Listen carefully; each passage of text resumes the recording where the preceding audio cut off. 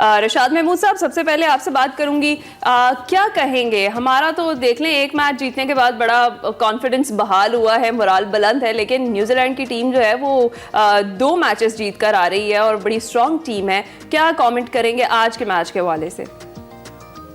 जी definitely मैं तो समझता हूं कि पाकिस्तान की बिल्कुल एक फैंटास्टिक विक्ट्री थी। मैं समझता हूं कि इतना बड़ा टारगेट रिकॉर्ड पाकिस्तान ने चेज किया और 91 फॉर 3 से फिर पाकिस्तान बहुत यानी उम्मीद के खिलाफ बहुत से लोग उम्मीद छोड़ चुके थे कि पाकिस्तान कहीं भी पहुंच पाएगा, लेकिन इतनी जबरदस्त बैटिंग की है सलमान अली आगा और रिजवान ने कि जिसके लिए अल्फाज कम है। बहुत ही जबरदस्त बैटिंग की और इसमें यानी उनकी एक मैच्योरिटी भी नजर आई, पार्टनरशिप उन्होंने कायम रखी और फिर फिनिश किया गेम।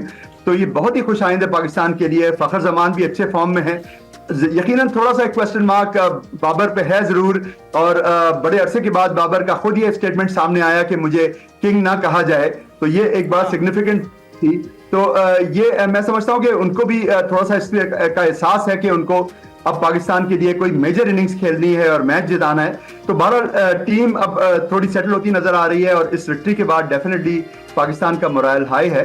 लेकिन मैं न्यूजीलैंड के लिए बिल्कुल आप सही कह रही हैं कि न्यूजीलैंड की टीम न सिर्फ बहुत अच्छा खेली बल्कि उन्होंने अपना फुल स्क्वाड मैदान में उतारा, जबकि साउथ अफ्रीका के 5-6 प्लेयर्स अभी बाहर बैठे हुए हैं जो वो चैंपियंस ट्रॉफी में इंट्रोड्यूस करेंगे। उसमें रबाडा हैं और मुख्तलिफ और लोग हैं, लेकिन न्यूजीलैंड ने अपनी फुल टीम को फील्ड किया था। तो पिछले साल भी न्यूजीलैंड ने बहुत फतूहात समेटी, उन्होंने इंडिया को इंडिया में हराया, श्रीलंका को श्रीलंका में हराया। तो बहुत अच्छे फॉर्म में न्यूजीलैंड की टीम खेल रही है और मैं समझता हूँ सेंटनर ने कैप्टनसी भी बहुत अच्छी की है। तो बड़ा कांटे का मुकाबला एक्सपेक्टेड है आज, बहुत कांटे का मुकाबला एक्सपेक्टेड है। तो अब्दुल माजिद, आप क्या कहेंगे कि हमारे जो खिलाड़ी हैं जब एक मैच में परफॉर्म कर लेते हैं दूसरे मैच में सो जाते हैं, लेकिन अच्छा फैसला किया कि उन्होंने मैच से पहले ही सोने का वक्त ले लिया, रिकवर करने का वक्त ले लिया, और आपने देखा कि उन्होंने प्रैक्टिस सेशन में हिस्सा नहीं लिया पाकिस्तानी क्रिकेट टीम ने। तो अब आपको लगता है कि वो भरपूर तैयारी से इस बार उतरेंगे, क्योंकि न्यूजीलैंड एक हल्का हरीफ नहीं होगा? हिस्ट्री देखते हैं, मुझे हिस्ट्री बहुत पसंद है।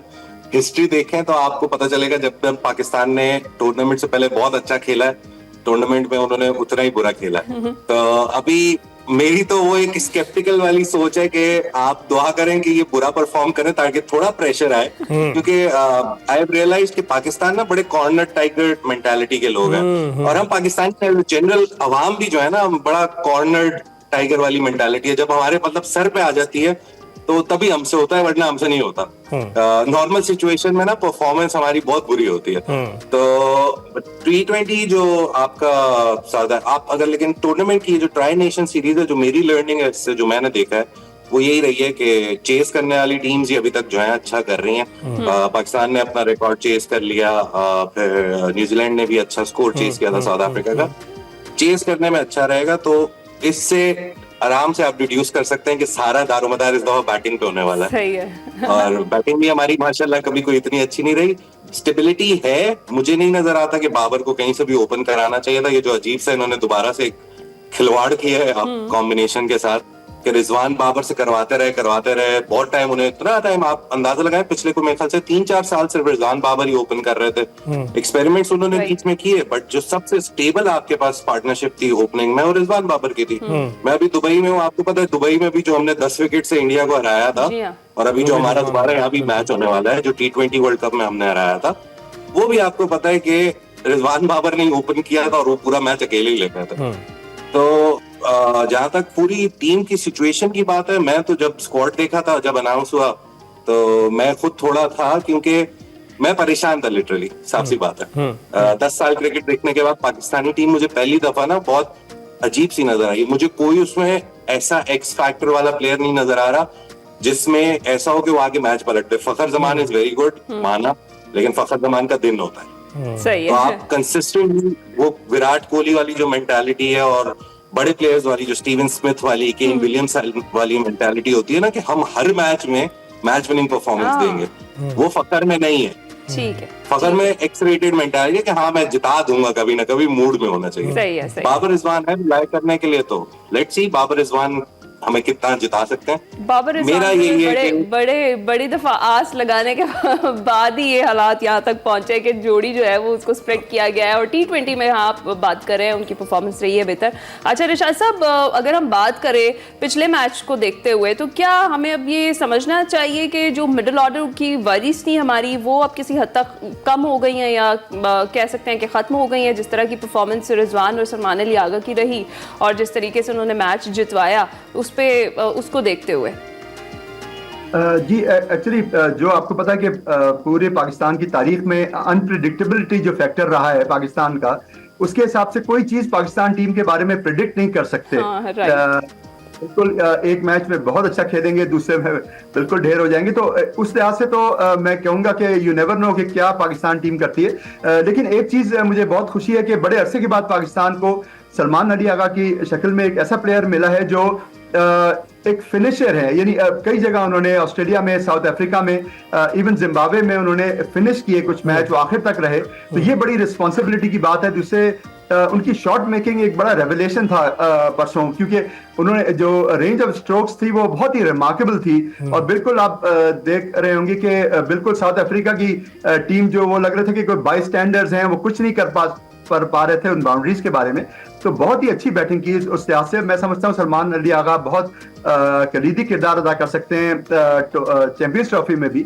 लेकिन ये कि डेफिनेटली जो हमारे दो बहुत बेहतरीन बैट्समैन हैं, बाबर और फिर सऊद शकील भी जरा सा यानी वो ऑफ कलर हैं। वो एक इनिंग शुरू करते हैं, अच्छा खेलते हैं, लेकिन फिर वो आउट हो जाते हैं।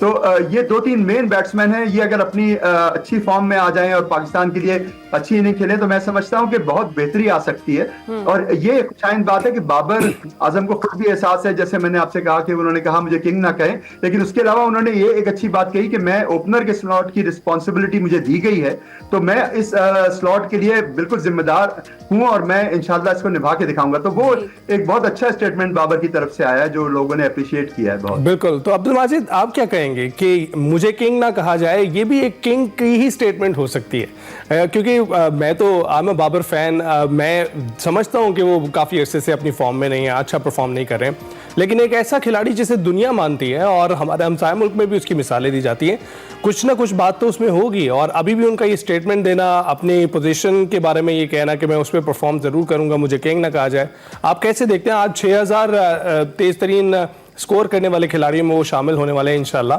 तो आप कैसे देखते हैं इसको? बाबर के बारे में मेरा सिर्फ एक ही हमेशा से कमेंट रहा है, Babar has the potential to be the greatest player ever seen in cricket history. लोग उसको कोहली से कंपेयर करते हैं, मतलब मेरे लिए वो एक बड़ा अनफेयर स्टेटमेंट है कि we compare him to Kohli. Kohli lives and plays in an environment in India जहाँ पे बहुत सपोर्ट है क्रिकेटर्स को। ठीक है, वो पॉलिटिकल जो टीम के और वो माकी मसले और क्राउड का प्रेशर और उनके फैंस का प्रेशर अलग है, but he plays in a situation जहाँ बहुत ज्यादा उसको he comes from a place of privilege। Simple सी बात है अगर आप कोहली को देखें।